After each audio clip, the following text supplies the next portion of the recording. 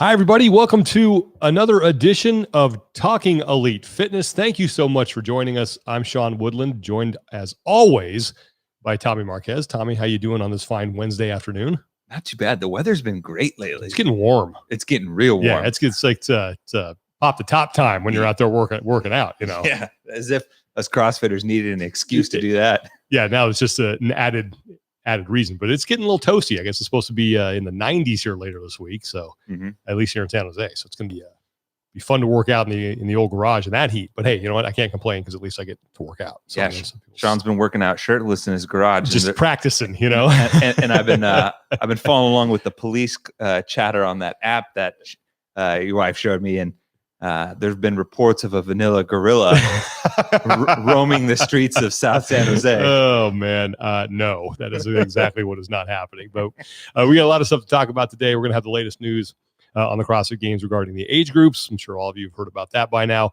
We're going to have some CrossFitters on national television here starting at the end of the month, so that's exciting. We have a new world record deadlift.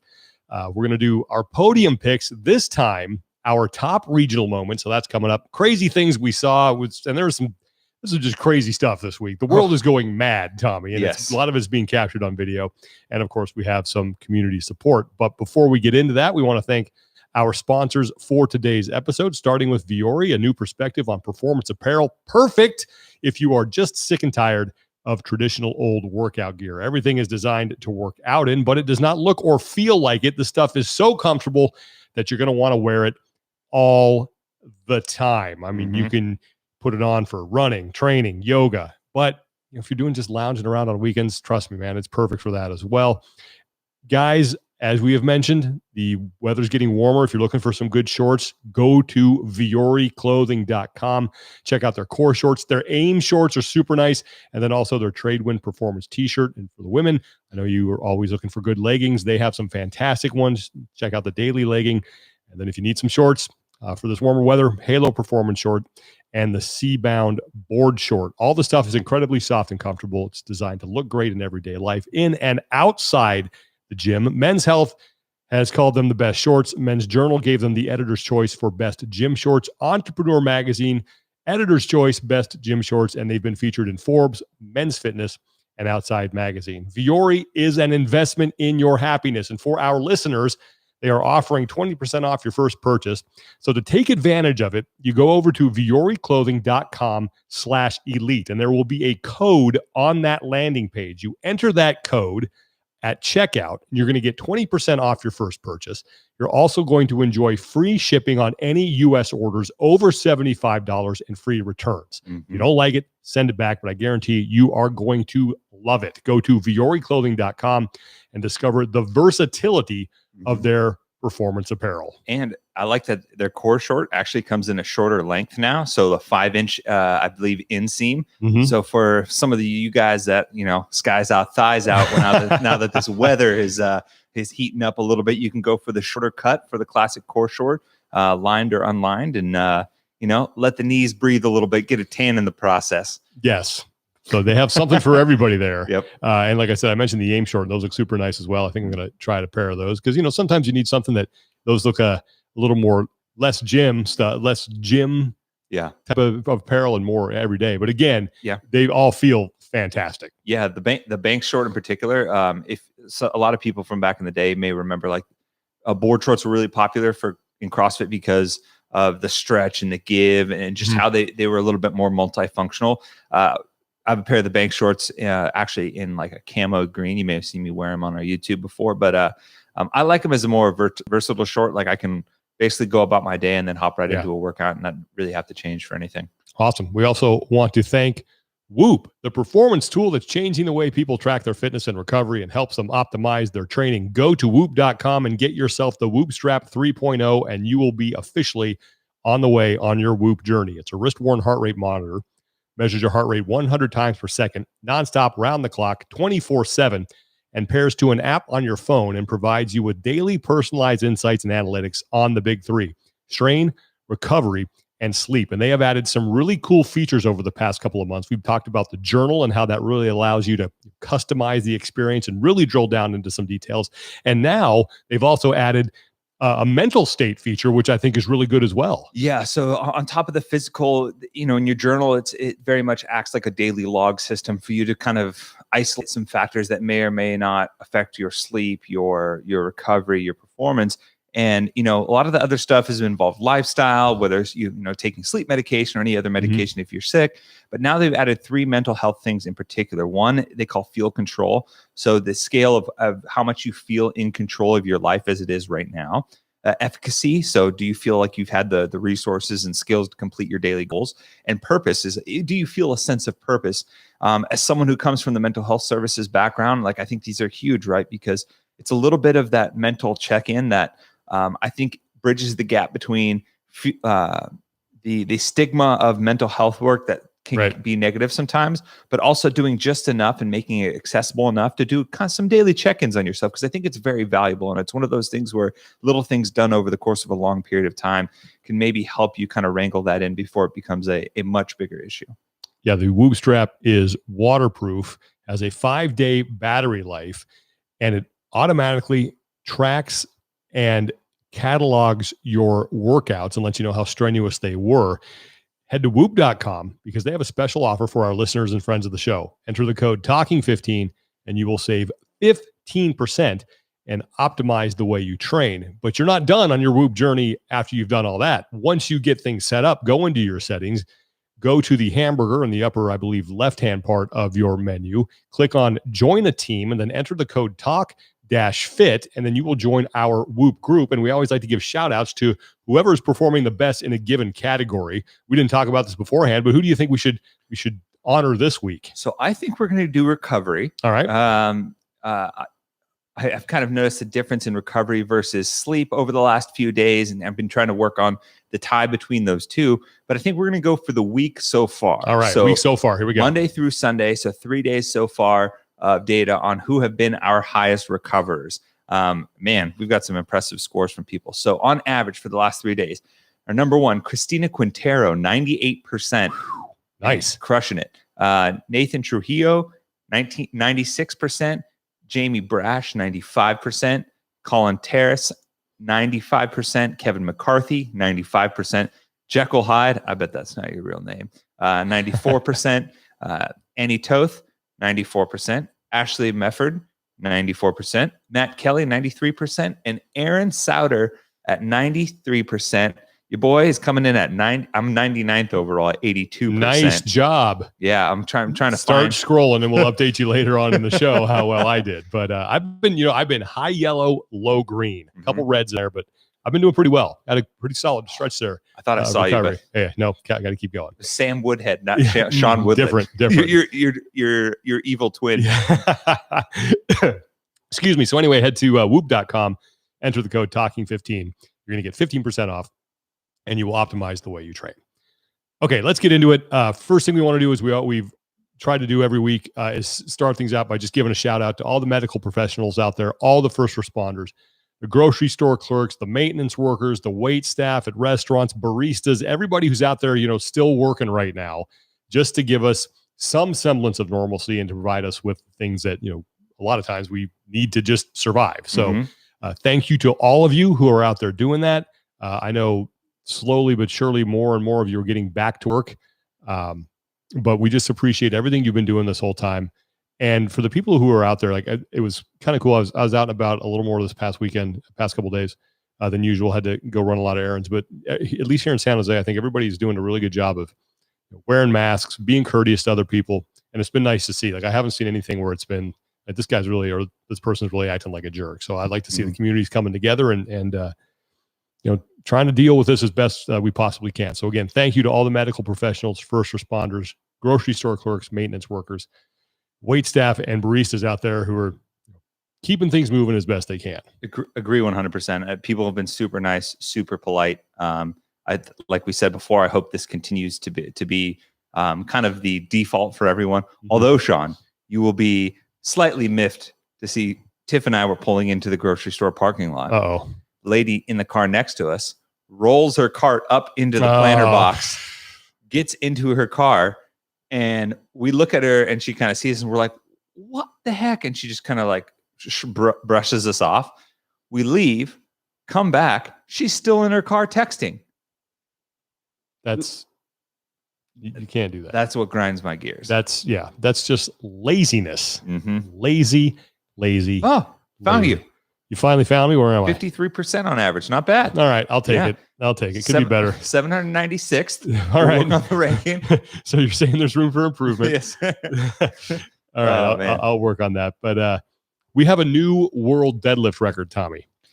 This past weekend, this qualifies as live sports. Like ESPN, I think I don't know if it was live. Was it live? It was streamed. They live. showed it. So they streamed live, and then ESPN showed it as well. So they're like, hey, there's a guy doing something athletic live. Get it on our air now. And it was Hafthor Bjornsson, also known as the Mountain from Game of Thrones. Yep. Won the Arnold Strongman Classic. I think he's going on 3 times in a row now. Mm-hmm. He deadlifted 501 kilos. For those of you that are Imperials, that's 1,102 pounds. And I watched it, and it looked pretty easy. Yeah, I was gonna say he treated that bar like Oberyn Martell's skull. Oh, good. Yeah. And if you know your Game of Thrones, he crushed it. He crushed it. It was funny because it was cool to see. Obviously, it was cool to see, and it was cool to see all the brands behind him, like Rogue being one of them, and a handful of big brands getting behind this type of movement. And then he set up for it and just pulled it. Like it was nothing. And like once it got past the knees, I was like, oh, here's the sticking point. Mm-hmm. You kind of shelf it or whatever, and which technically is not allowed in powerlifting, and then just right to lockout. That guy, have you ever seen him in person? Once. He is enormous. Like he could stand, and I'm 6'1". He could stoop over and rest his chin on my head.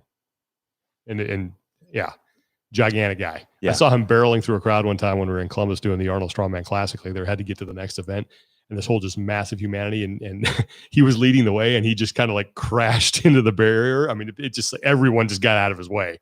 Yeah. It was like Godzilla walking through there. It was funny because the one time I saw him, I didn't see his face. I saw the backside of him. And someone's like, oh, hey, there's the mount. He was like a big retaining barrier. and I was like, they're like that. I'm like, that retain. Oh, that's a man. That's a human being. Okay. Then. Cow. Wow. So that was really cool. So congratulations to Hafthor. And it was cool getting to see some sort of live competition. Yeah. Which is nice. And I think is it ESPN that they're showing, is it Taiwan baseball? Taiwanese baseball that they're showing? It's either that or the Korean baseball league. Yeah, one of those two leagues, so what? I'll watch it. Got to watch a home run hit. Yeah, why not? Let's do flip. it. Let's go. I'm in, man. Let's anything right now. We're gonna save the news for on the games here for last, because we're going to talk about that a little bit. But another cool thing that happened is that a lot of CrossFit Games athletes have made official announcements that they are going to be on national television here in the United States. Yeah. We have, 3 big names, and there's some other CrossFitters as well in this list. But the Titan Games, the show hosted by The Rock, is in season 2. It's going to premiere on May 25th here in the United States on NBC. Margot Alvarez, Danny Spiegel, and Matt Chan all taking part of that. And I know that there are a couple more in there as well who are CrossFitters. Yeah, and if you remember that Jess Griffith kind of set the tone for it. She was there last year. She was the runner-up. Darn near won the whole thing. And I think that really kind of that might have been the impetus for searching out more CrossFit athletes in this regard. So like you mentioned, Matt Chan, Margot Alvarez, Danny Spiegel.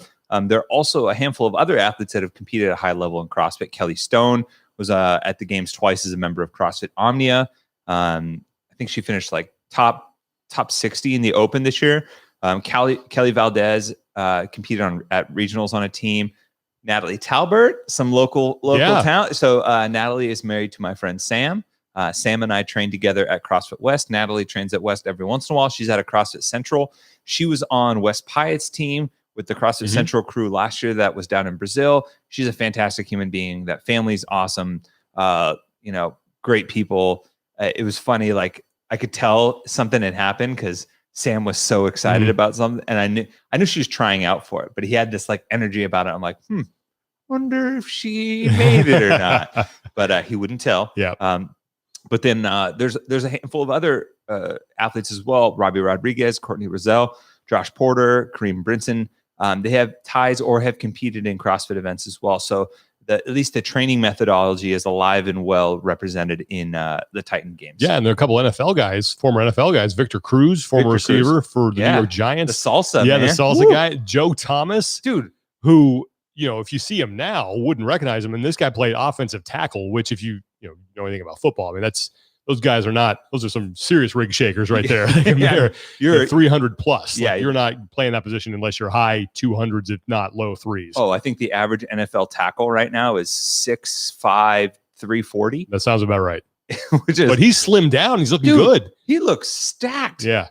So that'll be fun. But I think what's cool about that is that, with CrossFit having backed away from any sort of national television right now, that these athletes are actually going to get out there and have their stories told. And hopefully that, people will see that and say, hey, I want to get involved in this, or I want to go to a gym. I like the way that, Margot Alvarez trains, and I like the way that she represents herself. And hell, I want to be like her. I want to be like Matt Chan or Danny Spiegel. Like it's such a good way. And I know that this is not like, I don't think if CrossFit were to put on an event, it would look like the Titan Games. Obviously, I don't think that's what they're trying to look like. It's very produced, very, very glitzy, very dramatized. Yeah, exactly. Yeah. It's not 100% about the competition. And I get that because you're trying to appeal to as broad an audience as possible and tell good stories. So you have to, really dive into the athletes and do some stuff like that. And I think just all the extra glitz and glamour that goes along with it, I don't think would necessarily be something that CrossFit would do, but the athletes are getting out there and getting in front of people who may not usually see them. And I think that's a good thing. And I hope that someone watches that show and sees one of those athletes and they always do, the behind the scenes on at least most of them. If you advance far enough into the competition, they say, hey, that looks like fun. I want to go train like that. And maybe someone walks into a CrossFit gym, assuming that we get things back open and back to normal. Yeah. And who doesn't love some CrossFitters on primetime television with The Rock? Yeah. The great one. That's right. It's like you said, in this environment, like just the more press and the more opportunities that athletes and users of the methodology can take advantage of, the better. And it's good to see that, not just, it's interesting. I think you have three, it's really cool. I think you have all three phases of CrossFit Games history represented here. You have the old guard and Matt Chan. First games was 2008, competed all the way up to at the games until 2013, I think, was his last year.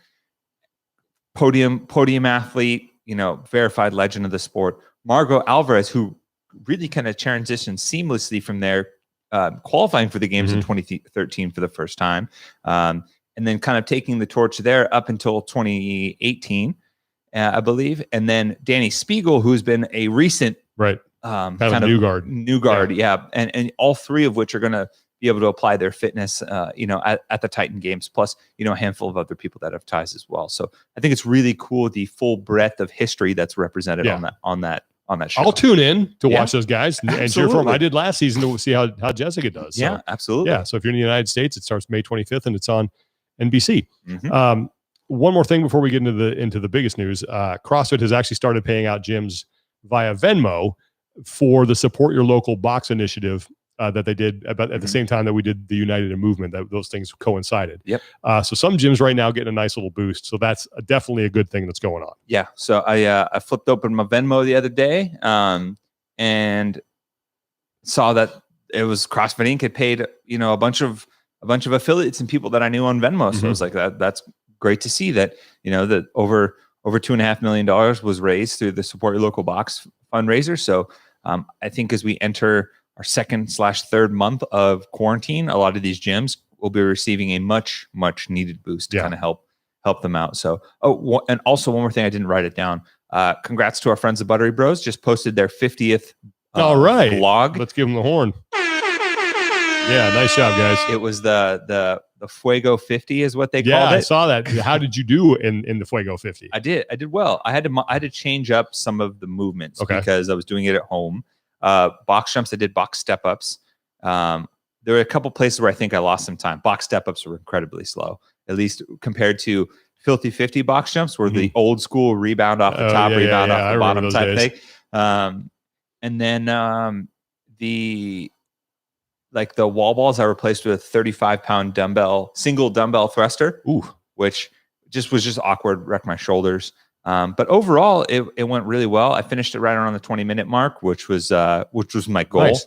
And sported my LWO shorts. Of course you did. For Cinco de Mayo. Of course you did. And my Mexico lacrosse national jersey. Nice. Yeah. All right. So you were representing. Mm-hmm. And I wore American socks and American shoes because Cinco de Mayo is really a Mexican-American holiday. Yes. Now, some people confuse Cinco de Mayo with Mexican Independence Day, which it is not. Yes, they would be mistaken. Yes. It's the commemoration of when the Mexican army defeated, was it France? That's what I thought. Yep. Yeah. In a battle. The Battle of Puebla.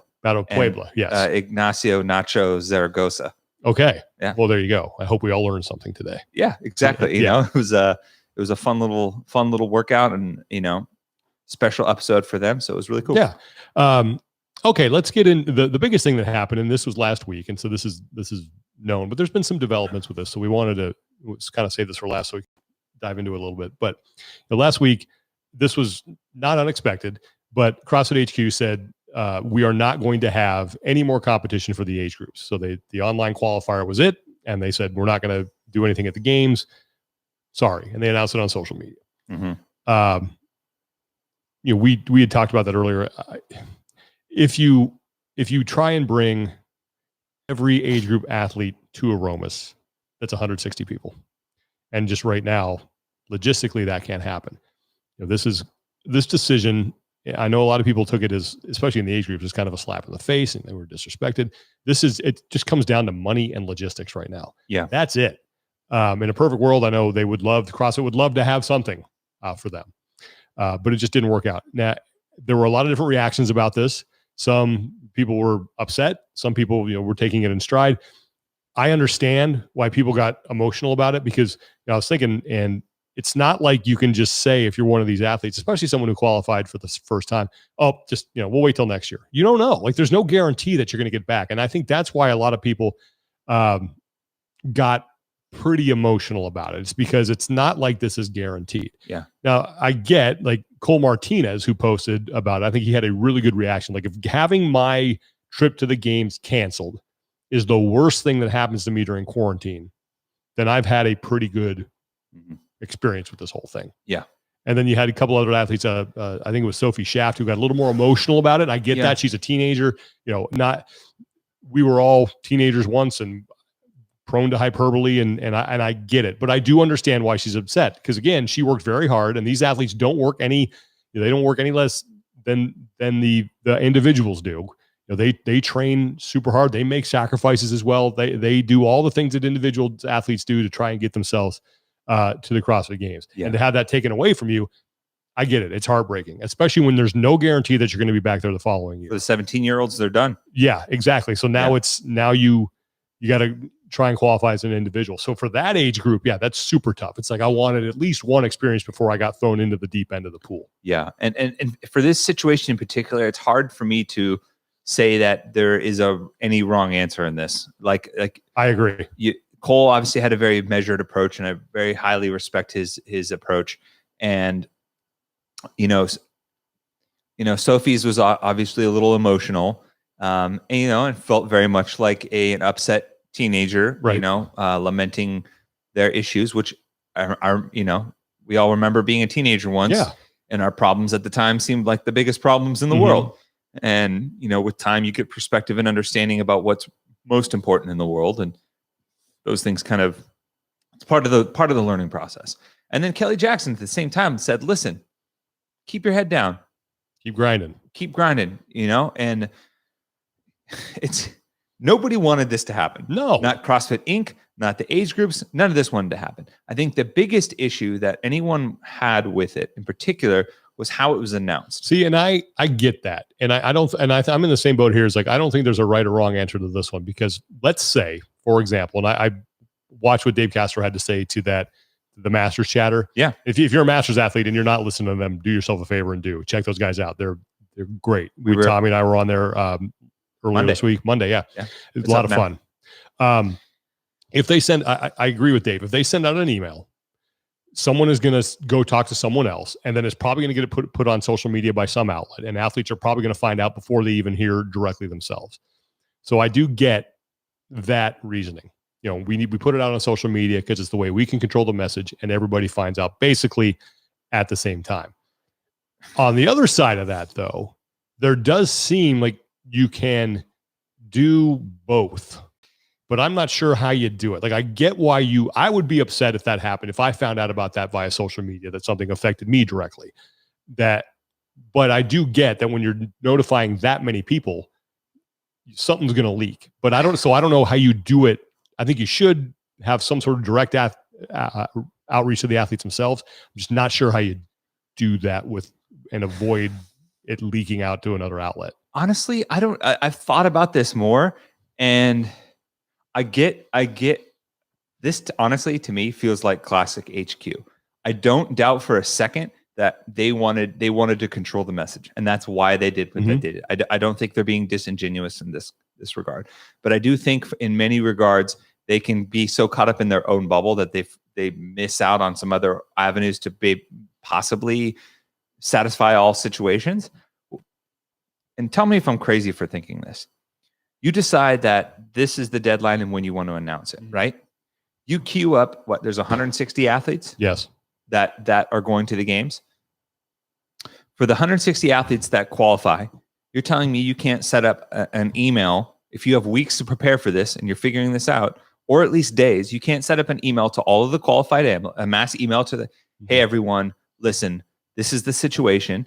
You post, and this is the exact time, detailing everything, letting them know via email. And this is how it works. You post the announcement, because let's be honest, nobody goes to the announcement page at the games right now.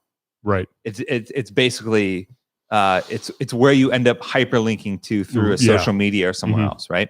You make the post to the website.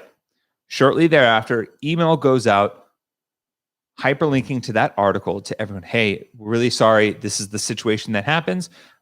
Please read this article for all details. That goes out. 10 minutes later, social media post goes out. Yeah, I think that's a good way to do it. So you can say, hey, we posted this, so we had a resource up for you guys to read it in its entirety.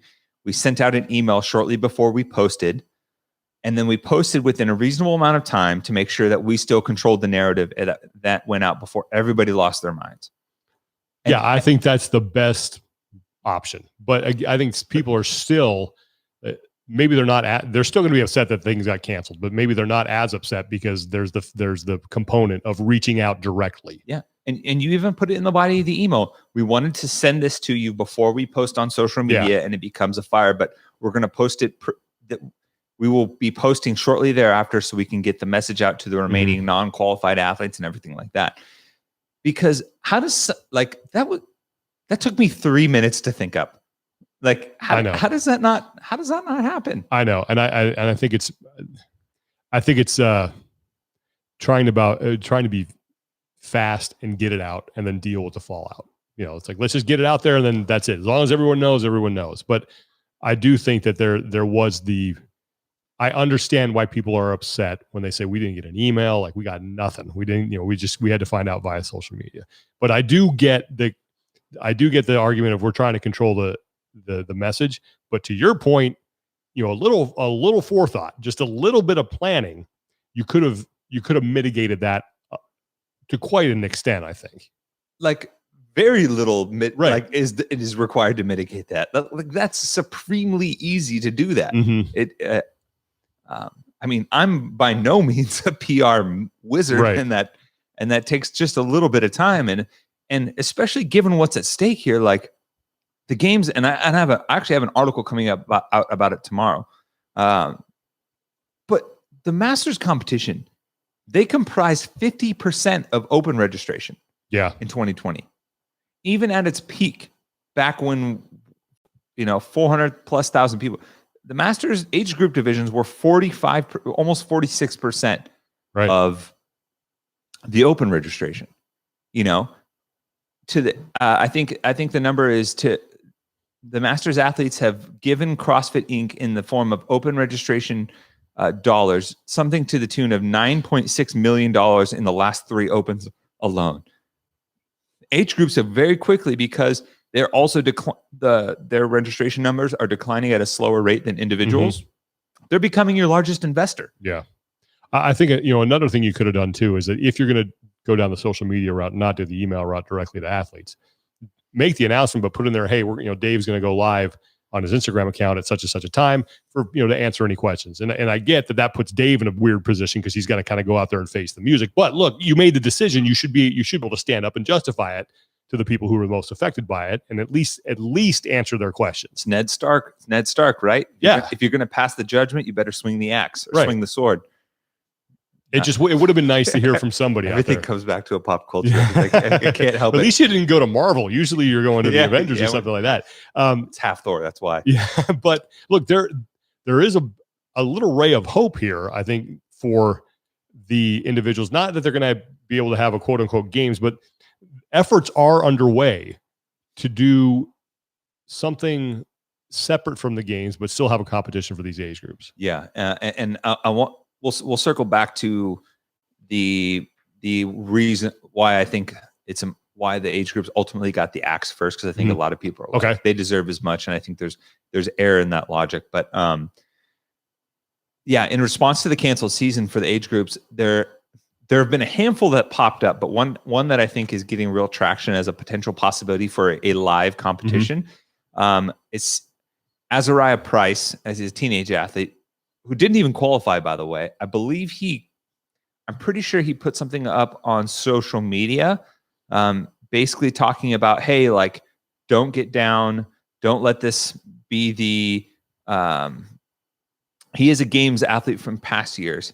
He was basically saying, like, don't lose hope for this season. We can put something up together and figure this out for us to have our own way to showcase our hard work. In the post, it was 5 days ago. He put up a Zoom meeting link with a password and everything like that. He shared his number, and the most precious thing ever, shared his mom's phone number, because he's not an adult. So,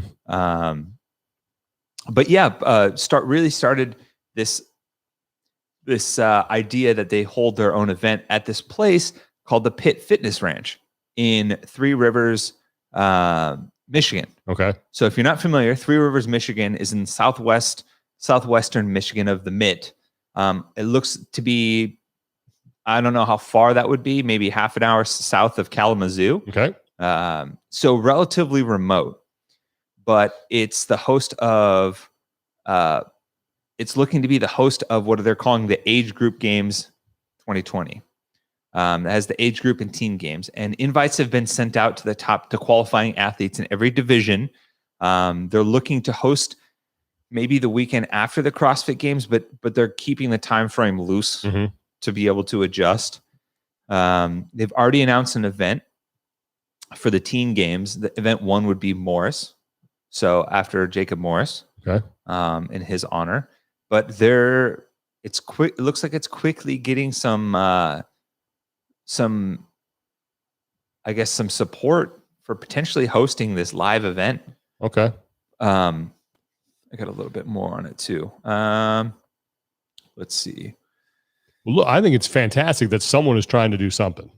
Look, and rules and all that stuff is going to come into play here. But if they can pull it off and they can get everybody, or even if it's not everybody, if they can just get some of these people, I liken it to what happened at the Atlas Games. Yeah. Where some of the athletes stuck around, they went to a gym, they did some of the events just because they wanted to compete. If you can get something like that for the age groups and just give them an avenue to complete their season in a sense, I think it's fantastic. Yeah. So the ranch, it boasts a 12,000 square foot indoor facility, huge surrounding property. So this place is massive. Invites will be sent out, at least for the teenage competition, is going to be, and I think it's still going to be age groups. I don't know, but this seems to have more on the teenage competition. Top 10 in each age group for 40 athletes. They'll need to commit to competing by June 1st. If they cannot participate, ultimately their spot will be backfilled. They're going to program for it using past games workouts. The first workout, like I said, was Morris. Yeah. So looks like they're going to have their own little, and so this is what I think would be really cool. And we talked about this on the Masters Chatter episode. I think Reebok should send them jerseys. I would agree with that too. I think that they should at least get their gear, The- because to your point, it's not like they're just, they've planned for this for a while. It's not like they, 2 weeks out, they just start, wait, hey, we got to print jerseys. Yeah. Like, oh, how are we going to put whoops. this? All that design work we did the last Right. 12 months hasn't happened. Yeah. So in the very least, I think Reebok could print out a couple shirts and a couple pairs of shorts for the games gear for these athletes and send it out to them. I mean, the Master Chatter was all games qualifying Masters athletes that are beasts in their own right. And they just want something to commemorate their hard work. Exactly. It's one of those things where, and I think especially especially as you get older, it's nice to have things that commemorate those memories, those things that you put in, something that at least, if nothing else, just like reminds you of what that experience was like. And look, that games jersey is never a given. It's not like you get that every year. That jersey means something for Masters athletes, for individual athletes, for everybody, because it's something that you earn, and there is no guarantee that you're just going to go back the next year and get it. Like, it all goes back to that. And I think if Reebok can make that happen, they should. I think it's the right thing to do. Yep. But let's get back to now.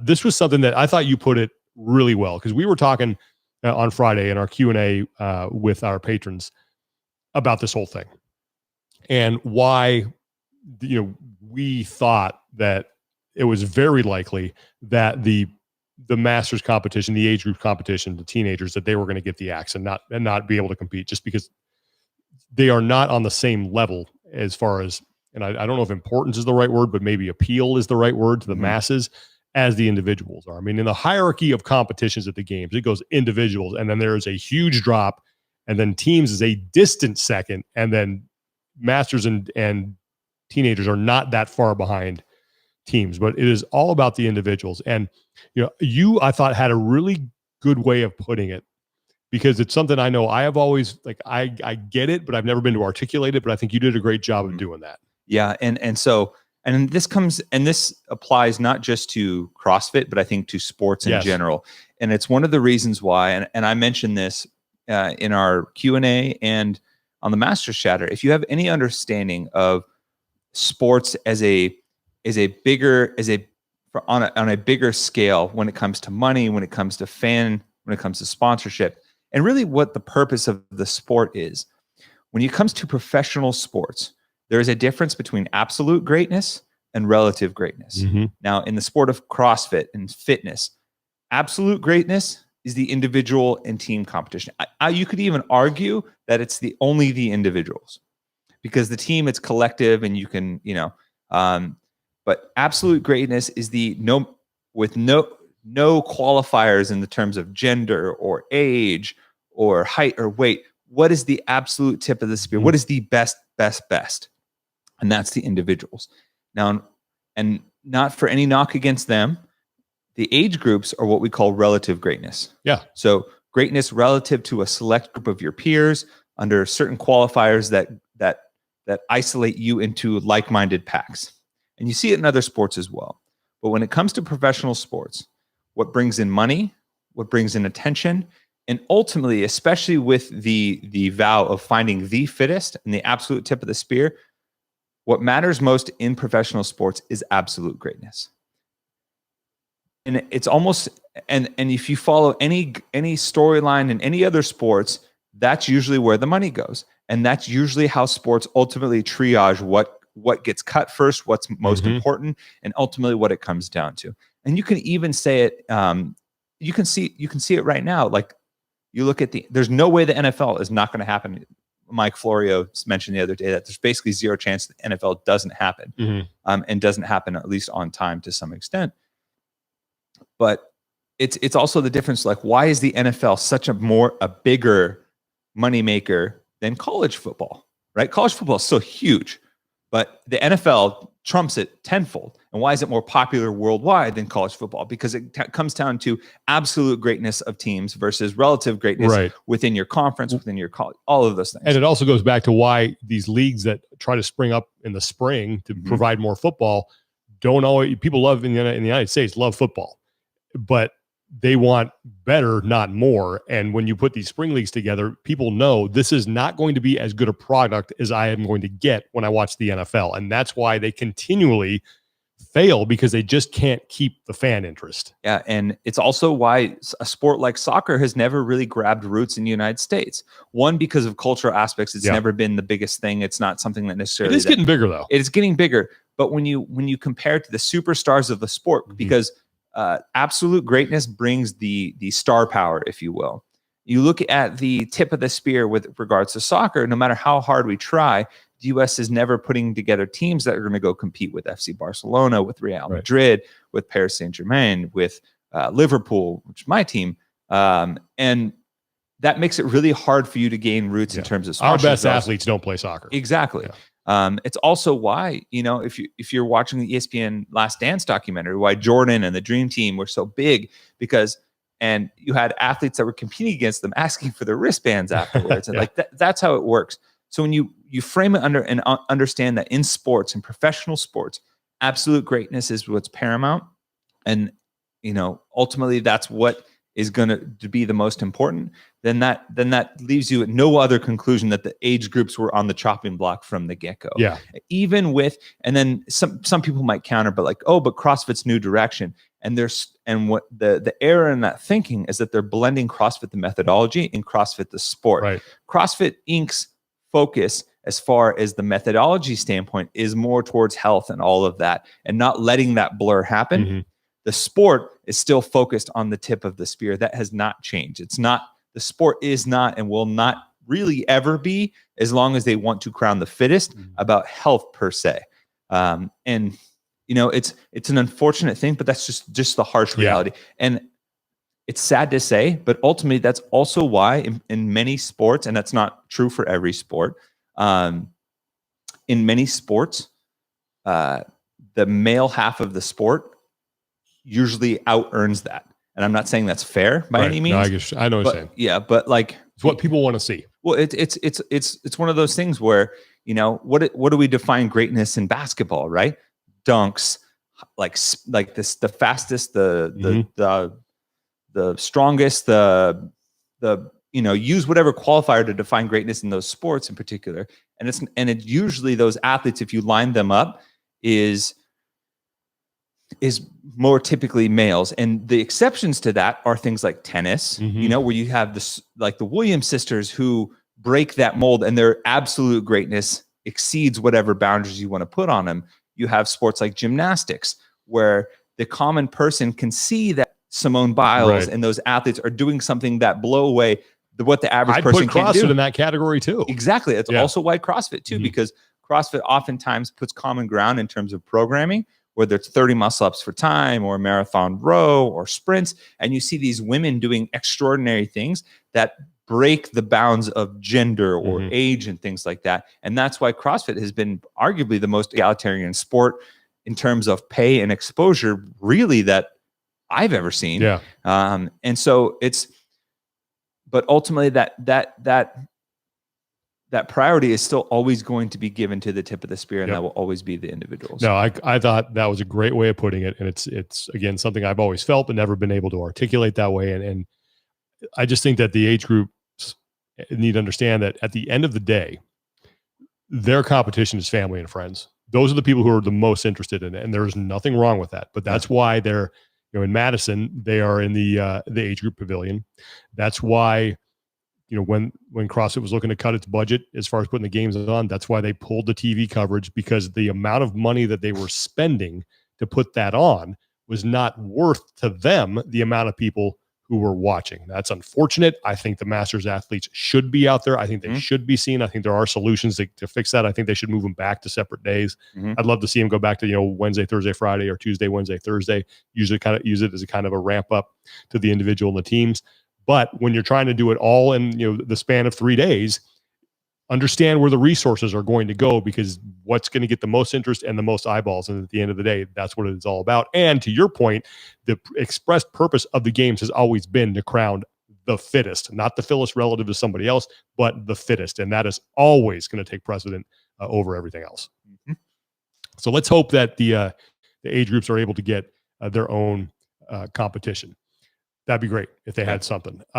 Just want to give you an update on what's going on Patreon. For those of you who aren't our patrons, totally fine. But those of you who are, we're going to have another live Q&A this Friday. In fact, we're going to open that up to everybody. Yes.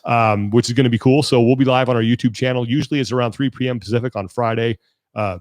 Schedule subject to change, obviously, if something were to happen. But we'd love for you to join us on that. It's a chance for us to chat with everybody. And we're going to post this video once we're done. We're not live streaming it, but we'll post a full episode for this one. Yeah, full episode will be up on YouTube. So yeah, we definitely want to check that out. We also have some good episodes of the Numbers Game with Brian Friend. We did a cool episode about what events best mirror the finishing order at competitions. Like, what kind of event do you need to program in order to get something that looks like your final leaderboard? And that was super interesting. Yeah. Brian, I said, hey man, can we do that? And Brian went, yeah, we can do that. And that's what Brian does. He comes up with that stuff. And you also get like special discounts and stuff like that on merchandise. So if you want to support us, go to patreon.com/talkingelitefitness and you can be one of our patrons. Yep. And we're gonna hopefully have some working on a few new merchandise designs for, occupy us. We're in a quarantine and that stimulus check comes in time. But our patrons will get a discount, Yeah. So we always, whenever we have new releases and stuff like that, we'll release a discount code for our patrons to support. Also work on maybe a little Talking Elite Fitness collection box of some sort. I like that. We're going to figure out what that is and maybe add a little mystery in there.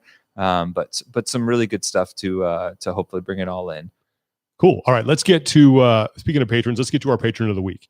And Tommy, who is our patron of the week for May the 6th, 2020? It is Melissa Slappy. And she wrote, yes, it's pronounced exactly like you would think. And 42 years old is Melissa. She is from CrossFit Ferrum in St. John's, Florida. Fun fact, Tommy, I used to live in St. John's, Florida, officially right on the border between St. John's and Jacksonville. So know right where it is. If any of you St. John's denizens know where Julington Creek is, yeah, I used to run around that area. Stomping grounds. Suburb of Jacksonville, yeah. So I know exactly where that is. How she found CrossFit. My sister, Shayna Alverson, no way, was a games athlete back in the OG days, 2008, 2012. And she got me into it, and I'll always be so grateful for that. I remember I was at the Dirty South Regional back in 2012. It was in West Palm Beach, Florida. And I watched Shayna Alverson qualify for her last CrossFit game. She'd always sport a fun hair color. I believe it was purple. Yeah, she used to rock the purple hair. Yeah. Okay, how long have you been training? Started in the fall of 2012, and she has never looked back. And then why do you train? Aesthetics. Duh. LOL. But seriously, I just really enjoy working out, torturing myself, and the challenge of having something to always work on and get better. The list is, and then in all caps, never ending. Yep. Like the never ending story. Great movie. Yep. Least favorite movement. I really hate burpees. Feel you there, sister. I think that's mainly because I've done them for so long and that I know how bad they hurt and make everything else hurt. And ring dips. Those just don't get any better, unfortunately. The problem is when you do burpees, you can never fail one. Yeah, you can always do one. Just fall down and get back up. It's an hour of them this weekend. Oh, yeah. Wouldn't recommend it. No. Favorite movements. She loves Olympic lifting, muscle ups, and carries, even though every time I suggest doing them and actually do them, I regret it because they kick my ass so bad. What's the most memorable workout that Melissa has ever done? DT. In my very first team comp, we did DT as a team, but we each had to do an entire round, and I thought I was badass before, and that workout really brought me down a couple of notches. Outside of that, my first CrossFit WOD was Helen, so there's a special place in my heart for that one because I hate it so much. Helen is in your wheelhouse. You love you some. Tommy Marquez loves him some Helen. That's a good one. Favorite movie of all time. Oh man, that's tough. Seabiscuit, when I feel like a good 3-hour crying session. Pride and Prejudice, any period movie, really. Okay. And What About Bob? Dr. Leo, Marvin, LOL. How can you not love that movie? I'm sailing. That's one of my taped to the mast. Just that's a great flick. Baby Steps. Yeah, what a great combination right there. Fun fact, Tiff and I were actually talking about the movie Seabiscuit this weekend. Favorite musician and band and favorite song. Man, I really like a lot of genres, she says. but I'm always down for Owl City. Oh, wow. I know, not much of a jamming workout sound. And I'm sorry, Sean, but I can always listen to No country. apology necessary. Sean, I could tell Sean read that ahead of time because he started shaking his head. I'm just like, I don't know who Owl City is. I've never heard of them. I'm old. Fireflies was one of their hit songs. Oh, that one? Yeah. Oh, God. Okay, I know that song. But I thought you had read the country part because I saw you started shaking your head. But Jason Aldean, Luke Bryan, Florida Georgia Line. But one of my favorite songs of all time is "Pour Some Sugar on Me." I can't explain it other than it's a freaking awesome song, and it always gets me pumped. Weird, I know. I'm all over the place. I'm pretty sure, and I don't know why I remember this, but I think "Pour Some Sugar on Me" was Camille LeBlanc Bazinet's entrance song in 2013 in Santa Cruz at the open announcement. Yes. The dual open announcement. It was "Pour Some Sugar on Me." And Sam Bridge came out to Prodigy. Prodigy smack my up. Yeah. So a couple of different ends of the spectrum. I actually saw Def Leppard at the old Cal Expo Amphitheater in 1988 on the Hysteria tour when they played that song. Whoa. So Def Leppard has a drummer with one arm. That is them. Yes. Okay. Next question. How has COVID-19 affected you personally? Honestly, not much because my husband and I already work from home. So fortunate and blessed. But I do coach at my gym. So that has changed for sure. What changes, good or bad, have resulted from this quarantine? We are going through as a gym some training to help us improve our skills and knowledge. And this quarantine period has allowed us to concentrate on that somewhat. Otherwise, it would have been very hard to squeeze in with our normal everyday lives. So that has been a huge advantage. And spending more time with my kiddos, even though they drive me nuts sometimes, I'm sure a lot of parents can relate, is always a plus. Okay, what is one thing you learn from all this that you hope to carry with you once this passes? She wrote that the small things don't really matter. Amen to that. It's about being present in the moment, learning to relax, and remembering how more is not always better. And I think those are very wise and very appropriate words for the times in which we are living right now. So that's Melissa Slappy, 42 years old, from CrossFit Ferrum in St. John's, Florida, our patron of the week. Thank you, Melissa. All right, before we go any further, I want to just take another opportunity to thank our sponsor for today's episode. That is Viore, the new performance apparel. That is a new perspective on performance apparel. It's perfect if you're sick and tired of traditional old workout gear. Is everything, and I mean everything that they sell is designed to work out in, but it doesn't look or feel like it. The product is incredibly versatile. It can be used for just about any activity like running, training, and yoga, but it's also great for lounging around weekends and also doing those errands. And a lot of us, let's face it, are doing a lot of lounging around right now, and Viore is perfect for that. Mention some of the products at the top of the show that guys, you might want to check out as the weather is getting warmer. The Tradewind Performance T-shirt and the Core short, also the Aim short if you're looking to dress it up a little bit, and for the women, the Daily legging, the Halo Performance short, and the Seabound Board short. Yeah, they also have the Tradewind Performance T-shirt. Comes in a tank top too, with a little pocket construction on the front. So for all of us in California, it's getting a little hot, but you still want to have that classic California vibe. You can rock one of the tank tops, abolish sleevery, if you will, and let the gun show come out. Yeah, because it's supposed to be in the 90s here coming up in a couple of days. So those things will definitely come in handy. Men's Health called them the best shorts. Men's Journal gave them the editor's choice for best gym shorts. Entrepreneur Magazine, editor's choice, best gym shorts. They've been featured in Forbes, Men's Fitness, and also in Outside Magazine. And you guys definitely want to check this stuff out. And we have the perfect opportunity for you to do just that, as Viore is an investment in your happiness. And for our listeners, they are offering 20% off your first purchase. So to take advantage of that, you go to VioreClothing.com/elite, VUORI clothing.com/elite. There will be a code on the landing page that you will then enter at checkout. You're going to get 20% off your first purchase.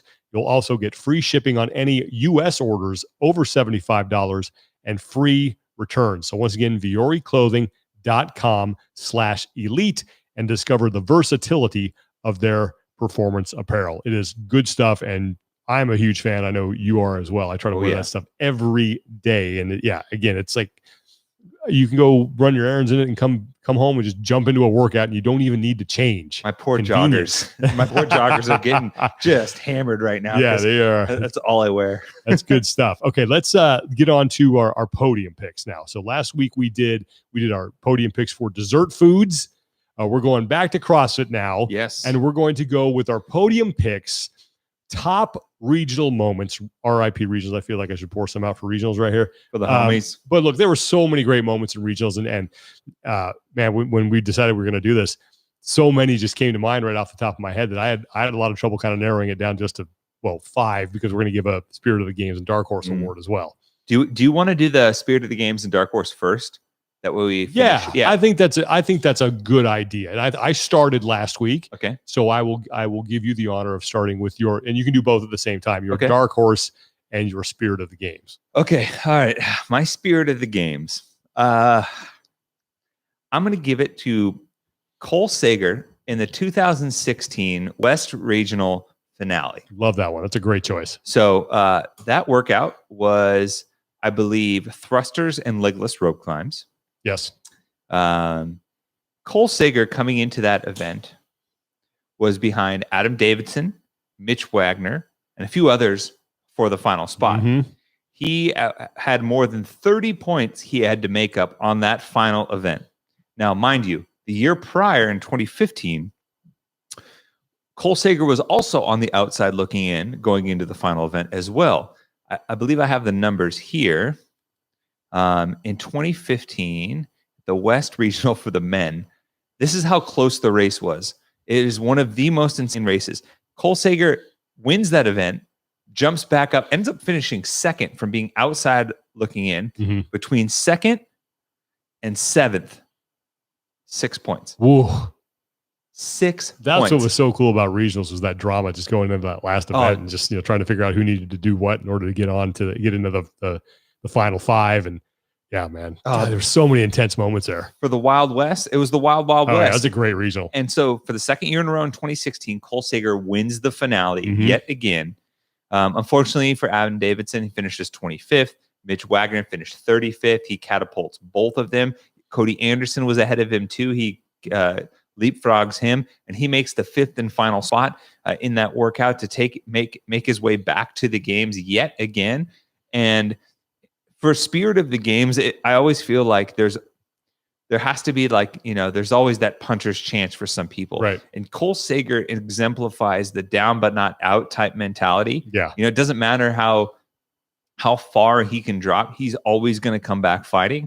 And I think a little bit of the CrossFit spirit is really exemplified by that in his performances. And 2016 capped that off. And oddly enough, he got to do it yet again at the games that year after the ranch, because he was dead last. For 2 events. Yeah. And wound up finishing in the top 10. So that was my Spirit of the Games. Okay. Was Cole Sager. My dark horse candidate. And the reason I picked this is because I don't think people truly appreciated how badass this was. Sam Briggs at the 2015 Atlantic Regional. Sam Briggs goes out, first time moving over to the Atlantic. She's in the United States. Finishes second at the Atlantic Regional behind Emily Bridgers. Emily Bridgers wins. But Sam Briggs puts together a couple of event wins, has some really strong performances, and everyone's starting to wonder, wow, she finished second still, but, is she still at her top? Sam Briggs does an interview haphazardly at the end of the regionals and reveals that she did the entire regional weekend with a broken foot. Yes. A broken foot. Broken foot. So there you go. And listen, I've always had the theory that Sam Briggs was a robot that was sent by Skynet from the future to the past to kill Sarah Connor, and she just stuck around to do CrossFit. Because in event three, which she almost finished, and she finished top 3 in, was a chipper that had 100 burpee box jump overs. Yeah. Or 100 box jump overs. No big deal. Just shut off the pain receptors of that area of my body. Broken foot. That's unbelievable. That's a good one. Those are 2 really good ones. That was Sam Briggs isn't human. No. She really isn't. And yeah. And for me, that was I think that was one of the low-key dark horse most impressive things I've seen. Yeah, that was awesome. Okay, my Spirit of the Games. Good ones. There have been I don't want to say very few, but it's we don't get a whole lot of jump out your seat, oh man, that was crazy moments in CrossFit. I mean, we do when we do big lifts and things like that, but very rarely, like in the course of an event, like a chipper or something, do we see that? I mean, we have like cool races and stuff to get us hyped up. But I remember, and I want to say it was 2013, so I wanted you to check me on that. I think it was 2013. It was just a rope sprint event where you ran down the floor, you did like a legless rope climb, and you ran back, you moved your chest piece. 2014. 2014. Yeah. Okay. So 2014, this is and I believe this was in Jacksonville, Florida, is where we had this regional. And Easy Muhammad comes out and sprints down the floor. And, you're watching people like just jump up to the rope and they're pulling like 3 or 4 times and they get up. Like, takes off, jumps so high that he is able to like pull once and touch, and then he's off. And I remember the first time I saw it, I jumped out of my seat. I went, no way. And it was just like watching him just back and forth, jump, touch. I mean, it wasn't even a challenge for the guy. And I think he ended up making the games that year. And he just missed. But so it's 2013 he made it. Yeah. Yeah. But anyway, so that was just one of those moments where I like jumped out of my chair. I was like, man, that guy got some hops. That's a great pick. I remember that similarly thinking like everyone would be like, oh my God, you see what Easy did? Yeah. And this is when Easy's really started to make a name for himself, because he was one of Rich's training buddies / lifting partners, because he went to Tech. Yep. And we'd seen Easy like throw around some heavy weight. It's like, does he have quite the game's caliber skill set yet? And I just remember when he went up and jumped and did it the first time, and he like almost like he was slapping the backboard, just boom, right on the back, and just like he floated down. Everyone just kind of looked around and were like, what? It wasn't even fair. Yeah. Was not even fair. So that's my my spirit of the games. My dark horse is a guy who had been trying to get to the games like every year since, I think 2010, but I think he was he's been at every regionals. He went to the regionals every year that we had regionals. And that's Jason Smith. And in 2017, he finally got himself in, and to see how happy he was and to be able to accomplish that was pretty incredible, because you could not help but cheer for him at that point, because he had been there so many times and been close and just couldn't punch his ticket. And then finally in 2017, he kicks the door down, and it was just a lot of fun to see. And I just think that kind of moment just sort of exemplifies what was cool about the regionals, is when you would have those triumphs that people would be able to celebrate and then move on to the CrossFit Games. Like, all the hard work paid off, and he got in. Another one I was thinking about is when I think it was Frederick Agidius when he got in. Remember how happy he was? But unfortunately, that came at the expense of Lucas Hogenberg. So I didn't want to do that. But those are my spirit of the games and my dark horse. So now we're going to go three down to one, and I'll let you start with your third place. Sure. That Jason Smith pick was great, because 8 years in the making for him to qualify. And then top 10 that year, crushed the games. Well. All right. So I followed a similar thought process for your spirit of the games for my third place one. And there's very few times where I hear of a result and I immediately discredit because I don't think it's physically possible. And this is what happened with my third place pick. And this is Dan Bailey in 2012 in the Diane workout. Now, Diane that year was the opening workout of 2012 regionals. This was before there was live coverage, and right? We were at this one in 2012. This was the first time I ever worked for CrossFit. Yeah, and then remember, just to keep this in perspective, like, there was no running across the finish line. Yeah. There was just, right? Yeah. And so I didn't actually get to go to that event. I was on a different regional team. And so a lot of times you heard of things through word of mouth, right? And I remember a handful of people threw down some like low twos, some really impressive scores in Diane, and everybody being excited to see what was going to happen with Rich Froning, talking about Rich Froning do it. Can't wait to see Rich Froning do, see him do Diane. And then all of a sudden, everyone just like stopped and went, did you see what Dan Bailey did? And we're like, no, what are you talking about? Like, he did a 135 Diane. And everyone was like, shut up. No, that's not real. No, that's not real. Yeah, that's impossible. Yeah. And everybody ran to the leaderboard, looked down, and saw a 135, a time that I thought was not physically possible in Diane. on the leaderboard. And soon like it was like that was what grew the legend of Dan Bailey as a sprinter. And then the video circulated. I remember got sent through everybody. Hey, check this out.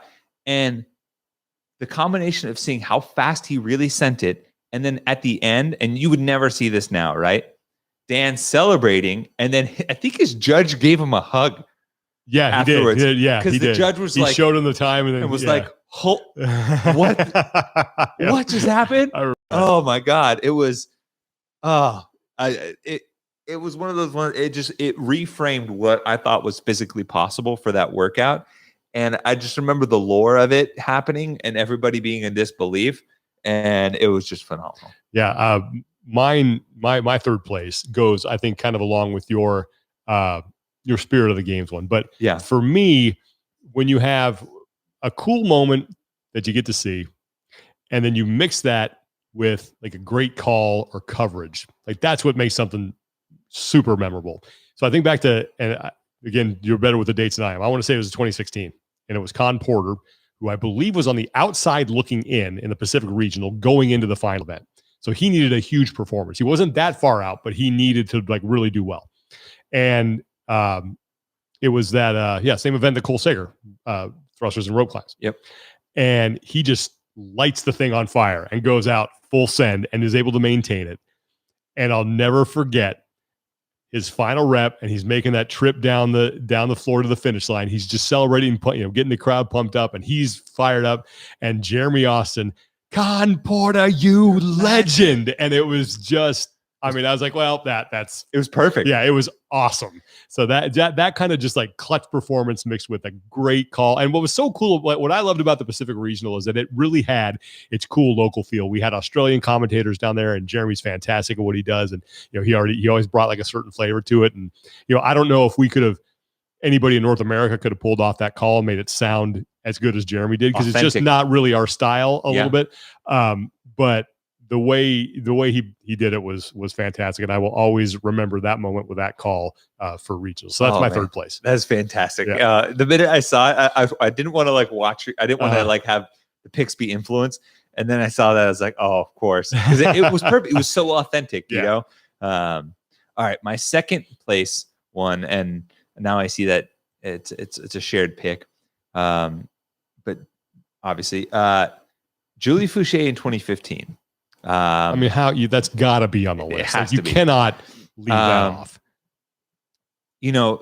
For context, obviously, Julie Fouché is coming off of. So a lot of people may not have remembered. Julie Fouché finished second at the games in 2012. Yes, behind Annie Thorisdottir. The rumor mill was always about like, when is Julie gonna finally put it together and probably win this thing? Obviously she's great endurance, highly skilled, maybe didn't have some of the top end strength that she needed. She skips 2013. She's in medical school. The demands of school were too high. Comes back in 2014. After the first day and a half of competition, I thought she was going to win. Yeah. She looked unbeatable that year. She put up like a super heavy overhead squat, did great the first day, and everyone was like, uh-oh, this could be her year. Granted, had a couple of bonks and a couple of tough calls. I remember specifically the muscle up biathlon being one of them, and finishes on the podium in third. So there's a lot. And then right after that, she announced that 2015 would be her final year. Mm-hmm. So everybody was really excited to see Julie Fouché in her final year. What does Julie Fouché emptying the tank for one final year look like? And by all accounts, she was cruising towards another qualification, maybe even winning that regional. And then disaster struck. Unfortunately, she tore her Achilles on the box jumps for the box jump overs for that chipper that we had talked about with Sam Briggs earlier. I mean, I can't say how many times we saw that highlight, and you just knew you're heartbroken, right? Yeah. I would say Julie Fouché was one of the true CrossFit sweethearts, the one that you'd never heard a bad word about her, and that was the midpoint of that day. Mm-hmm. And then the individuals had to come back, and they had to do a 2-part workout, a 1-rep max snatch, and then a handstand walk. and Julie came back out onto the floor in a walking boot that isolated, didn't show her. She snatched the barbell, I think, just empty. I think she just did. Yeah, she did just to get a score. Yeah, just to get a score. Basically did it one-footed. And then lined up and did the handstand walk. Completed it. And it was one of those moments where everybody understood that this was the last we were going to see Julie Fouché. And no one would have blamed her for, after that happening, her withdrawing, not doing any part of the competition from there on out. But she decided that she wanted to give something back and have something more be her final moment. And there's the shot, and it's iconic as far as I'm concerned with CrossFit. The tracking shot with her as she walks off the competition floor waving. She gets a standing ovation. She's in tears. Basically everyone in there and people back home are in tears watching her walk off. And like, it was Julie's goodbye. And man, I think it just really exemplified the heart and persona of her. And in researching this, it made me realize that, like, because of that injury, we never got to see Julie against Sarah, against Tia. Yeah. We only got to see her against Katrin in 2012. We never got to see her against Pete Katrin. She's kind of like the Bo Jackson of CrossFit. You know, this huge just potential, and then injury derailed her, and you never got to see kind of what she was fully capable of. But I mean, great athlete, even though didn't have the longevity. Yeah, and she had and you know, obviously she had bigger aspirations for being a doctor and other things as well. But yeah, it's always kind of like, man, I wonder what would happen. Right. There's always that what if with her. Yeah, totally. That's a great one. My second place is going to be back in 2014. This is the battle at the Central East between Rich Froning and Scott Panchik. Now Froning comes in, he's looking for his fourth straight at the games. You know, Panchik is his up and comer. Maybe Panchik can push him a little bit. And they were actually, I looked it up, they were separated by just 1 second, not once, but twice in that regional. And there was that great, the great shot. And I think Chase Ingram and I think it was Bill Grundle were calling it, where they're doing the burpees and they both like jump over on the final time and hit it almost the same time. And that was one event. And I think Rich edged him out. And then there was another sprint event that they were separated by 1 second, but they were like first or second, I think the first 2 or 3 events. And it was just awesome to watch them go back and forth because, look, at the time, and hindsight, we were wrong about this, but it looked like, you know, Rich was untouchable going into that. Like, he's going to murder everybody. And then when Scott came in, it was like, oh, maybe it won't be as easy for Rich as we think it's going to be because he just got challenged by Scott Panchik. Now, granted, Rich had a couple hiccups at the games, but winds up righting the ship and getting his fourth straight. But it was cool to see that battle because we were so used to watching Rich just run away with the Central East, and to see, you know, Scott Panchik. It's the last time I really remember someone going truly like toe to toe with him and being a little bit of a threat. Yeah, you know, and that was it was just a great competition to watch. I'll never forget them, you know, hopping on the mat at the same time, and the reaction from Bill and Chase and the crowd, like the reaction from the two of them it was a great moment. I think it speaks to the moment when rules are created around whatever happened there. And, and that one of those workouts was the Nasty Girls 2.0. If you remember, muscle ups, pistols, and hang cleans. Yeah. And Rich and Scott were going through those final hang cleans. That's right. And with Scott put his down forward and jumped over. Rich finished his last one, popped it over his back and dropped the bar behind him and beat Scott to the line. It was like one of those, still gotcha. And from there on out, it was like the Froning rule. You have to set it down in front of you. Got to jump over your bar. Which was crazy. Yeah. Oh, man, that was such an epic battle. All right, so now it's time for your number one, the gold medalist here of regional moments for Tommy Marquez. Yes. So this moment, and there was the nail in the coffin for this moment was that it may or may not, I can neither confirm or deny, that this was the only time that I have seen Pat Sherwood tear up. Yeah, I forgot about that. So, yeah. Anything that brings that cold-hearted, just... empty shell of a human. Empty shell of a man. The Grinch's heart grew 3 times that day. So in 2012, and you know, context is everything for me in this one too. And so in 2011, going into 2012, Chris Spieler isn't a legend, right? He's finished, you know, on the podium basically every year since the games had started. He was the only athlete still competing that had ties to 2007. Right. So he at the time, he was CrossFit's Iron Man. He was also, the David versus Goliath comparison. Yeah, he was the guy everybody could relate to. He was the people's champ. Yeah. Had finished on the podium multiple times, come so eerily close to winning. And in 2002, which was so far outside what we had imagined, right? It was almost like Spieler is as much the CrossFit Games as the CrossFit Games are. It's going to happen. But then you looked at what was on tap for the final day was a 3-part chipper. And then the workout before that was a snatch ladder. Now, anyone who knows Chris Spieler knows that he's not the heavy lifter. It's 150 pounds soaking wet most times. But always struggled to put on weight. The snatch event meant that he was going to dig himself into a bigger hole. And again, this is before live coverage, so it was all, oh my God, what's the deal with Spieler? Is he going to make it? What's going to happen? Spieler PRs his snatch. I think he hit so the big barbell at that point in time for the games in the snatch ladder was the 225 barbell. Yeah. So, excuse me. Bless you. Allergy season here in Northern California. One more. All right. Bad news travels in threes. So excuse my allergies, but he comes out, hits the 225, and I think he hit the 235 as well. I remember PR'd his snatch, or maybe it was 230. He came up with a performance that was certainly unexpected for him at that point. He hit that snatch, and he willed that snatch. I mean, if you go back, you can watch the highlight. It was one of those ones where he didn't catch it clean. It was kind of maybe soft in the shoulder. He just willed it. And that gave everyone hope. Like, oh my God, that was what he needed. That put him back in contention. He's back in the hunt.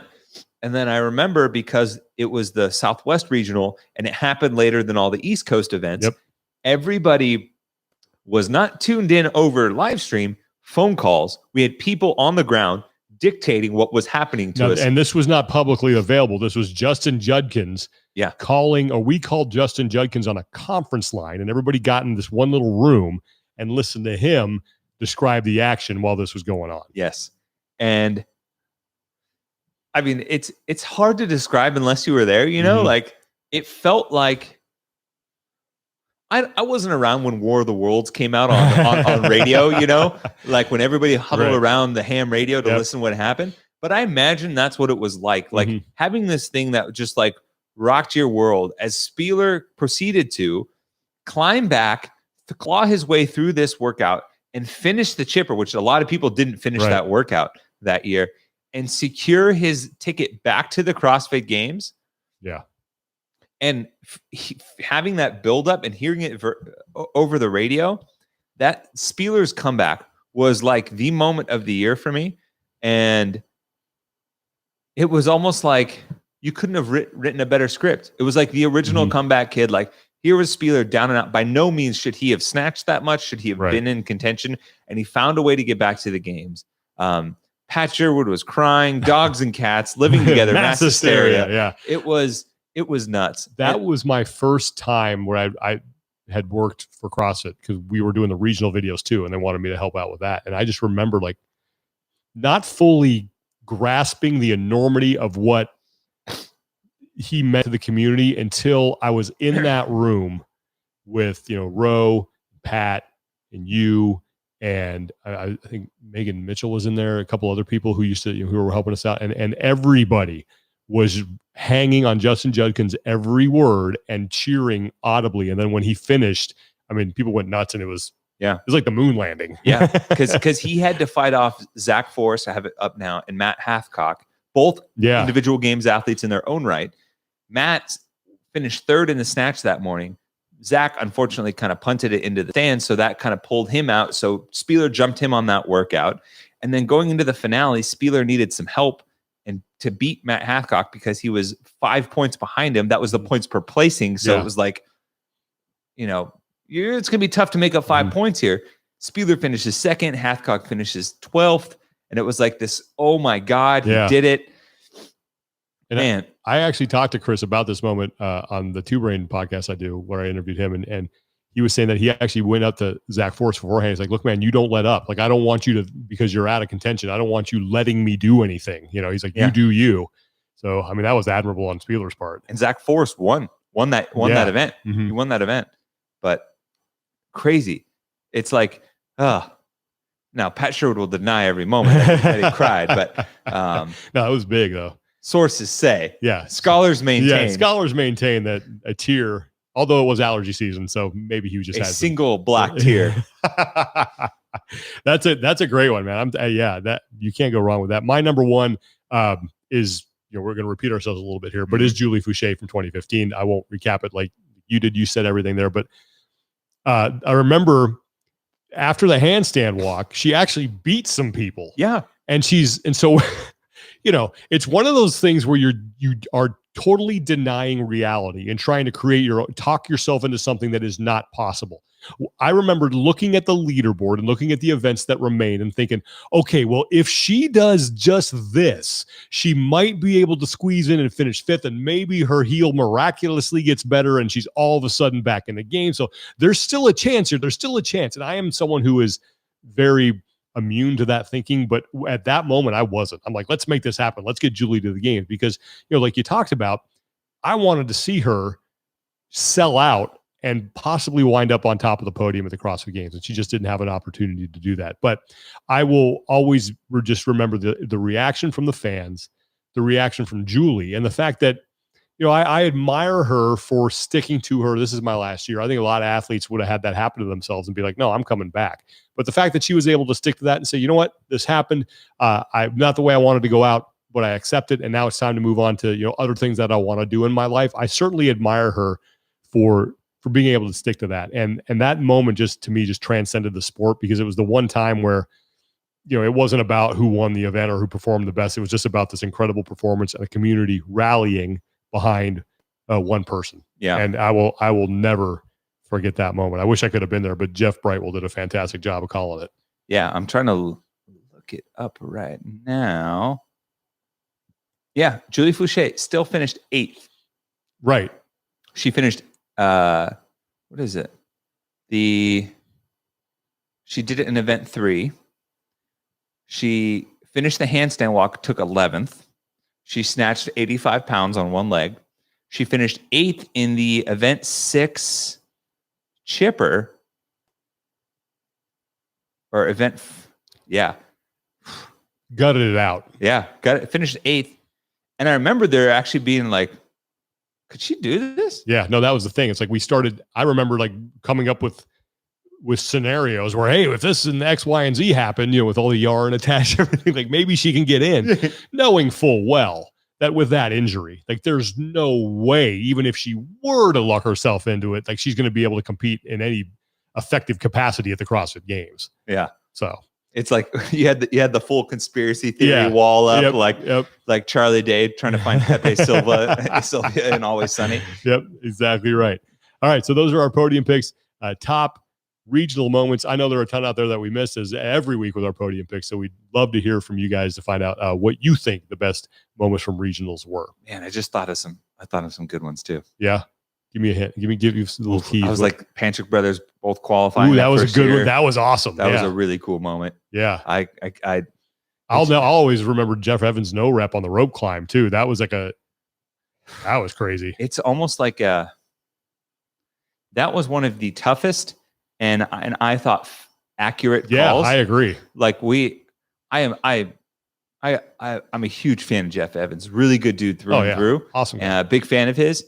And I wanted him to qualify, all things considered, because you want him to succeed. But I remember we watched that no rep back like 8 times. And I was like, dang, Mike G, you nailed that one. And I will always give credit to Chase Ingram, who was doing, I think, color commentary that year. And he's like, you can boo all you want, but this is the right call. And here's why. And he did a great job of breaking it down. But yeah, that's one that sticks out to me. But man, regionals were just I just remember the weekends, being there with the crew, and it was a blast. So yeah. Podium picks for top regional moments.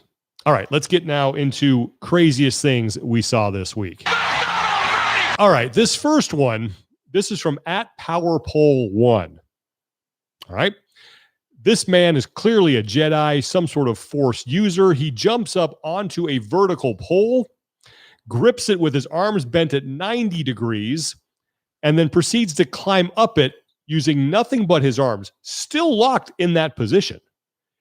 Feet Like straight. Feet are straight. He is 90 degrees, starts to ascend the pole. And while he's doing it, he is rotating himself around the pole, 360 degrees. Does the exact same thing then on the way down. It's like Magic Mike Cirque du Soleil edition. Something like that. But that's crazy. It's one of those things when you see, you're like, that doesn't make sense. You have to rub your eyes out. Exactly. Oh man. So that's the first one. This one is via Sports Center, and it actually, I think the original thing was an Instagram story. Okay. But this guy's on the sidewalk at night. He's like in a plank position, and he takes his right hand up off the ground and starts extending it out as if like overhead, like in that plank, like you're reaching in a plank position, almost like a Superman. And he like brings it back, extends it back. And you're kind of like, oh, okay, this guy's prepping for something. What is he doing? All of a sudden, he throws that arm back down towards his legs and through while still holding the plank position. But as he does it, he uses that momentum to pop up and front flip all in one motion and land back onto his feet. So from a plank to a front flip to his feet. Yeah. Get out of here. And I was like, wait a second. It looks like, in Madden when like you have a glitch. Yes. Where it's like, all of a sudden this guy's like, oh, upside down. What happened to that glitch? And it really looked like a video game glitch. And the caption was hilarious. It said, the things you see in the hood. Man. But dude, this guy was a ninja for sure. Yeah. All right. Our next one, this is from @calisthenic_x_elite. So this guy runs like full speed towards a wall, executes a front flip that has his back resting square. So he makes full contact with the wall. Like it's not like he does a flip and then springs off his feet. Oh, like back against the wall, rotates fully through the flip while maintaining contact with the wall, comes off, and then lands squarely on his feet. So if you were to view it, if you were to tilt the camera 90 degrees, it would look like he was sitting on the wall. Oh, it was nuts. So these are things that I have never seen before nor will be able to do any day soon. So it's another one of those that it takes you a couple times to watch it to register what's going on. I'll take my small brain can't process for 100, Alex. Another one from CalisthenicsXElite. Yes. Okay, I saw this one. This is another one where you're like, it looks like it defies. Right. All right. Guy walks up to a pair of vertically standing poles that are about 4 to 5 feet apart. It's like in playground, you know, instead of like having like a rope climb, it's like the pole climb that you would use. He places his left shoulder against the pole on the left of the screen and just proceeds to walk his feet up to the pole and starts walking his way up the pole as if he just kind of kept that normal, casual walking pace. Like he's in Inception. Yes, exactly. Or like, like anytime you see, or like in, what was it? Like God, it always comes back to Marvel for me. Doctor Strange, when they like turn and run up on the wall. Exactly. That's exactly what they're doing. He keeps that same body angle all the way up to the top. And I think he goes about maybe 12 to 15 feet. Yeah, it was at least 12. Yeah. And the whole time I kept thinking, I'm like, those better be some sticky shoes. Because if not, disaster is going to strike here. Because he was full laid out horizontal. At some point, gravity's going to win that battle. Yeah. Oh, man. That was crazy. Okay, let's go to our next one. This is from @funning. So that's FUN.NING via Juan Molina G Team. This guy is standing on a foam roller. A lot of flips in this episode. Yeah. Standing on a foam roller facing a wall. He's about, 2 feet away from the wall. Jumps off the roller towards the wall.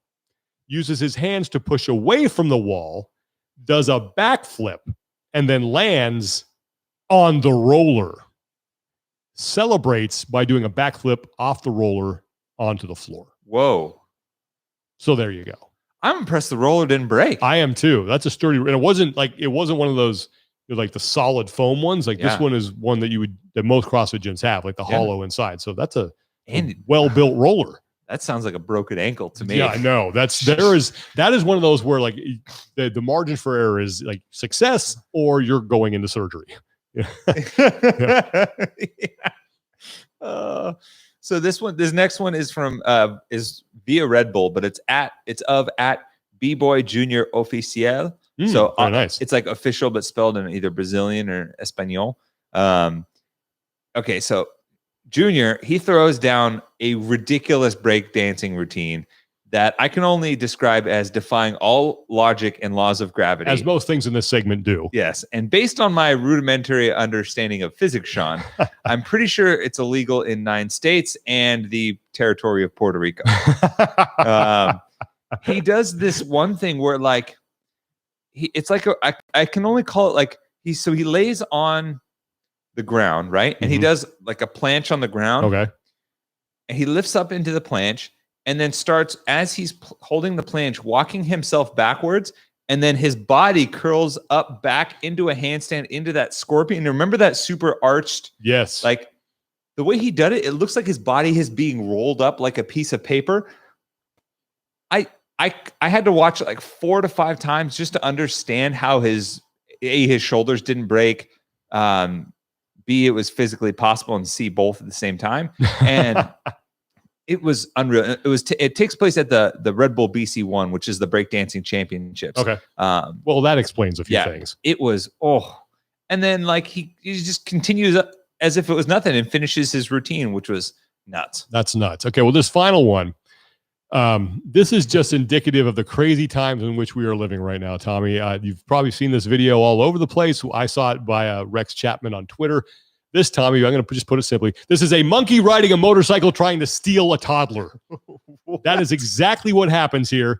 It's shot from above an alley. There's a little girl and a couple other people down below. A monkey comes riding up on a little motorcycle, grabs this toddler and starts to drag her away. And then the people intervene, and then the monkey absconds without the toddler. So, yeah, we have monkeys stealing kids now. Where did he get the motorcycle? I don't know. I have so many questions. I do, too. I'm like, who out? Like, are there monkey motorcycle dealerships? Are these common issue? I don't know. How did this happen? Like, clearly there was some sort of setup here where if someone placed a monkey on a motorcycle, not understanding the mayhem that he was about to, or she was about to unleash here, and the monkey goes flying down this alley and tries to steal a toddler. I just pictured it being some poor man's street magician trick gone wrong. Yeah, and it's like, probably. Oh crap. Oh yeah. Thanks a lot, buddy. You just started Planet of the Apes. And that's right. And there've been plenty of, I've seen a meme now of that, of a similar looking girl on like a Kawasaki, like going into a turn going, where's that monkey? So yeah. So we have monkeys riding motorcycles and trying to steal our children. So that's this week's edition of Crazy Things we saw this week. Okay, let's get into before we get into one good thing, we'll get into community support. Pardon me. We have 3 things that we want to tell you about here that are great things for you to get behind. Mm-hmm. Yep, some community support stuff. The first one is from @Gary Robbins. Gary Robbins completed 100 miles on a treadmill with 17,360 feet of climbing on the treadmill. So not just flat. He put it up at that incline, all for the name of charity. It took him 25 hours, 53 minutes, and 42 seconds, and he raised $15,000 for the BC, I assume British Columbia, search and rescue, and gave away $2,500 worth of prizes via drawings in the process.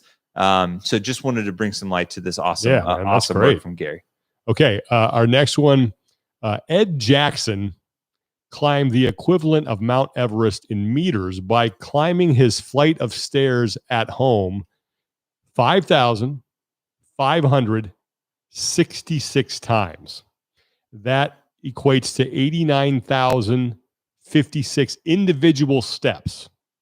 He's raised more than $40,000 so far, and he teased maybe another fundraiser, the Tour de France, around his parents' kitchen.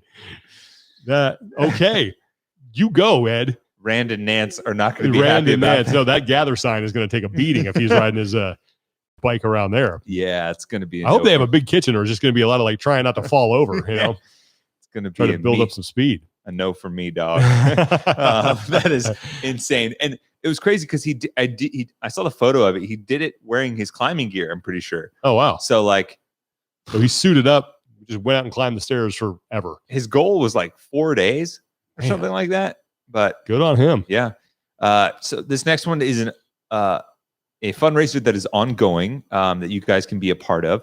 This is from Clayton Foster. Clayton Foster will be doing at Clay Fost, so CLAYFOST on Instagram. Keep that in mind. He'll be doing a 100-mile Memorial Day ruck run for time for charity to benefit a nonprofit called Folds of Honor. So Folds of Honor is an amazing nonprofit organization that gives scholarships to children and family of military members who have become disabled or paid the ultimate sacrifice of their life for our freedom. It's an awesome organization supporting the families of military members. And if you want to donate to the cause, you can head over to Clayton's Instagram at Clay Fost, CLAYFOST on Instagram. And you can follow the link on his bio. In his bio, it's the very first link in his link tree to his fundraising page on Folds of Honor on their website. Otherwise, if you want to just support Folds of Honor in general, you can go to foldsofhonor.com. Just Google it, and you can find their website as well. So an awesome cause from Clayton Foster, doing something really cool and outside of the norm of your regular Memorial Day work, Murph, for charity. Yeah, it's fantastic. And if there's anybody out there that has something going on and you want to get it to us, best way to get it to us is via Instagram, our Talking Elite Fitness account. When you do send it, make sure that you send all the pertinent details, because we always want to make sure that we're sending people to the right place. All right. Before we get to one good thing, we want to once again thank Whoop, the performance tool that's changing the way people track their fitness and recovery and helps them optimize their training.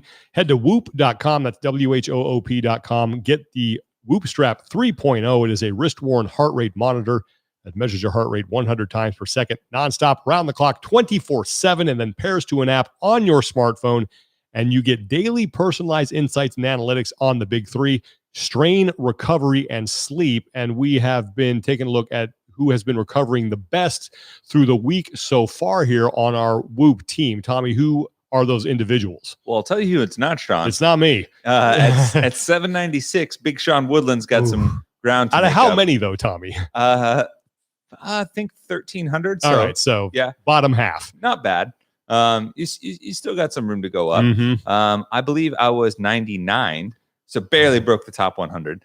Our top overall recovers are Christina Quintero, Nathan Trujillo, Jamie Brash, Colin Terrace, Kevin McCarthy, Jekyll Hyde, Annie Toth, Ashley Mefford, Matt Kelly, and last but not least, Aaron Souter, all with 93% or above. That's outstanding as work. the top recoverers for this week. Nice job, guys. Yeah. Whoop has added all kinds of great new features too. They have the journal feature. We've talked a lot about that. They now have like a mental state feature as well. And all this stuff really allows you to customize the experience and get as detailed as you want in figuring out, what's affecting your recovery, how you improve your sleep, what kind of things are affecting your strain, stuff like that. So it's fantastic what they've been doing. The Whoop automatically detects your workouts, tracks them, lets you know how strenuous the activities were. And then, you get those scores, your recovery score, your sleep, day strain, all that good stuff.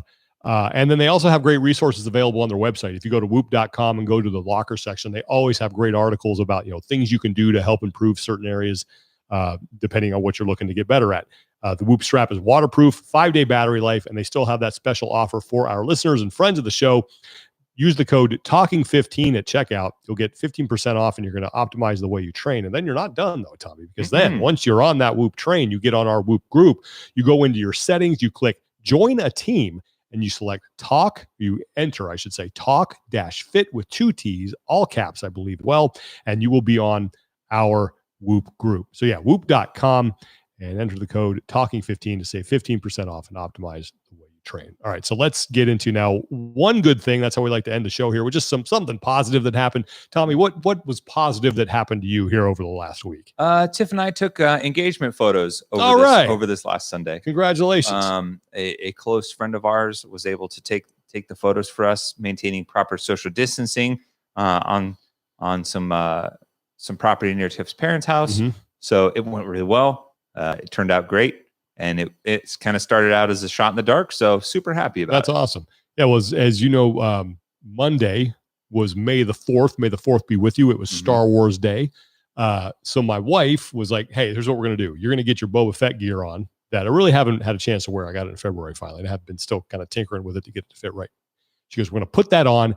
And I got some friends who have kids who are at home who are just bored out of their minds. We're going to go visit them. I said, fine, like you let me get this. So let's go have some fun. And so we drove around to a couple places. Like I had to drive my car with all this stuff on, except for like the jetpack and the helmet, obviously. But it was just kind of strange. And then we got out and put the stuff on and walked up to the door, and the kids would come out and I'd say hi and, took some pictures. We were very responsible with the social distancing and everything, but visited a couple people, put some smiles on some faces. And that night she's like, we're going to walk around the neighborhood with it on. And we took Spike out, and we had one guy was walking on the other side of the street and stopped and took a picture. He goes, I just want a picture because my wife's not going to believe me. So we did that. And it was just fun. It was to spread a little positivity and a little joy on Star Wars Day, and I certainly had a good time. Yeah, so. and a really cool drawing of it came out. Yes, thank you for reminding me. It's at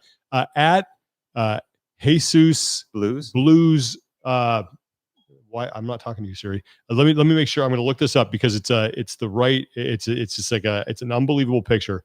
But I think it's at JesusBlues.ig, and he drew this picture, and it's phenomenal. It's like a little cartoon of me and Spike. And at JesusBlues.ig. You guys check this guy's account out. He does great stuff he's done drawings of us. He's done stuff for the Buttery Bros. And it was fantastic. And he actually was nice enough to send me the original file. So I'm going to print it out and we're going to actually hang it up in our house. Like that's how much we loved it. So it was just really cool to see, me and Spike, Boba Fett and Spike in comic book form. But yes, thank you for reminding me, because I wanted to thank Jesus for that. It's just unbelievable. Like I'm super honored that he would do that. All right. Well, that's going to do it for today's episode. Thanks for hanging in there with us. We'll have more next week. Also look out for the crossover episode that we're doing with our friends from the Get With the Programming podcast, Chase Ingram and Bill Grundler, where we take a look at the 2020 games that are coming up in Aromas and say, hey, could we program these with events that have only taken place at the ranch? That was a lot of fun to do. We'll have that up in a couple of days. And then also remember, on Friday on our Talking Elite Fitness YouTube channel, we are going to do a live Q&A for the entire community. We usually just do that for our patrons. We will continue to do so, but we wanted to just open this one up for the whole community. That's going to be Friday, approximately, depending on whatever technical issues we're having, 3 p.m. Pacific time. So you'll definitely want to join us for that. Should be a lot of fun. That's going to do it. So have a great rest of the week, everybody. For Tommy Marquez, I'm Sean Woodland. Take care of each other, be better, and we will talk to you next time.